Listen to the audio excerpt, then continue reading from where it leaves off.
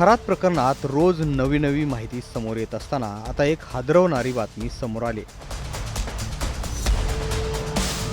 खरातचे निकटवर्ती असलेल्या जितेंद्र शेळकेंचा अपघाती जागीच मृत्यू झालाय। शेळके हे खरातचे अत्यंत विश्वासू मानले जायचे।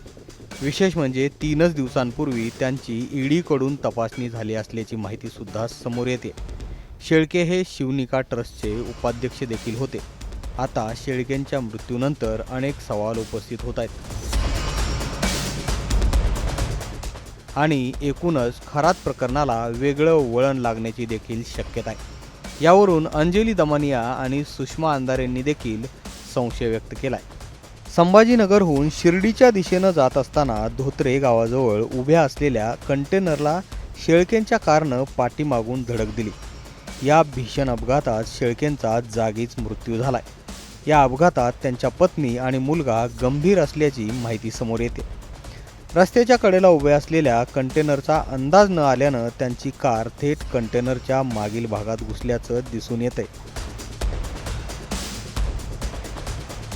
ही धडक इतकी भीषण होती की कारचा अक्षरशः चक्काचूर झालाय। अपघाताची दृश्य पाहून याची भीषणता जाणवत आहे।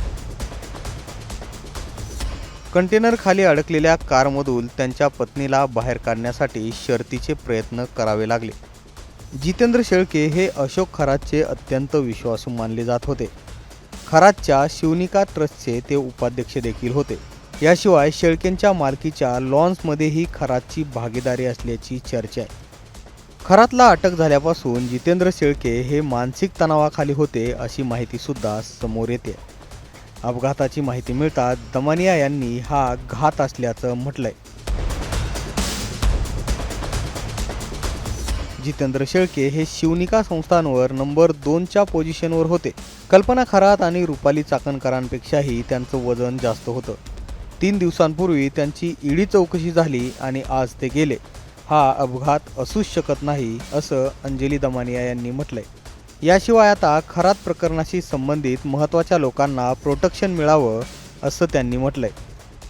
याशिवाय सुषमा अंधारेंनी देखील या अपघातावर संशय व्यक्त केलाय। सुषमा अंधारेंनी काय म्हटलंय?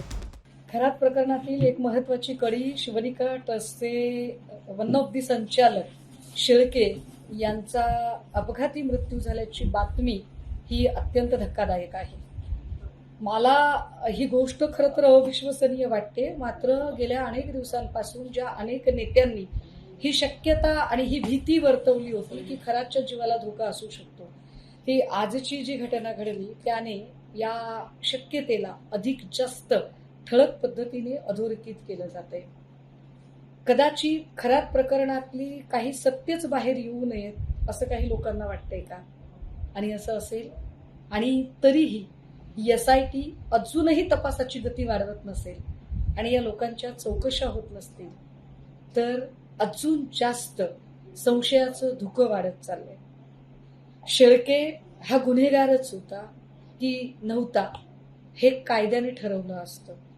शिक्षा कायदा देईल, कोणाचाही जीव घेण्याचा अधिकार कोणालाही नाही। पण जी घटना आजची घडली ती मात्र एकूण तपास यंत्रणा आणि एकूण शासन व्यवस्था या सगळ्यांवरच प्रश्नचिन्ह निर्माण करणारी आहे एवढं नक्की। एकूणच आता शेळके यांच्या अपघाती मृत्यूनंतर अनेक सवाल उपस्थित होत आहेत। शेळके हे प्रचंड मानसिक तणावाखाली होते।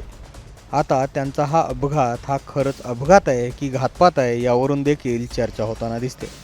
आता या प्रकरणात तपासामध्ये नेमकं काय समोर येतं हे पाहणं महत्त्वाचं असेल। ब्युरो रिपोर्ट, मुंबई तक।